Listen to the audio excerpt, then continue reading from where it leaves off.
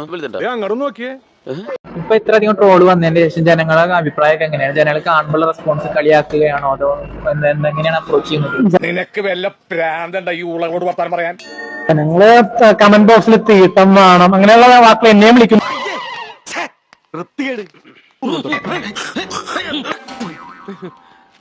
വിളിക്കുന്നുണ്ട്, നമ്മുടെ super star viewer ആവട്ടെന്നെ വിളിക്കുന്നുണ്ട്. അത്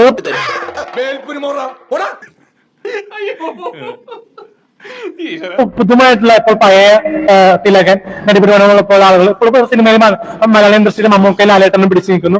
അവരെ ഈ ലൈഫ് ബോയ് സോപ്പിന്റെ പരസ്യത്തില് എല്ലാ കീടാണുക്കളും ചത്തൊടുങ്ങിട്ട് 2 കീടാണുക്കൾ മാത്രം ബാക്കി വരില്ലേ? ആ 2 കീടാണുക്കളാണ് ഇരിക്കുന്ന 2 ഡിങ്കും മിങ്കും.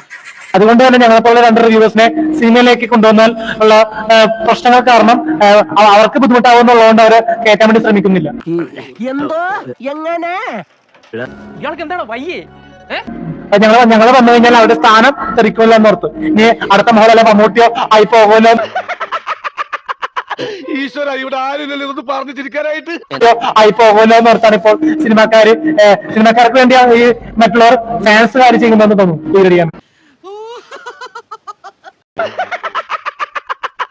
ഈശ്വര, ഇവിടെ ആരുമില്ലല്ലോ ഇതൊന്ന് പറഞ്ഞു ചിരിക്കാനായിട്ട്.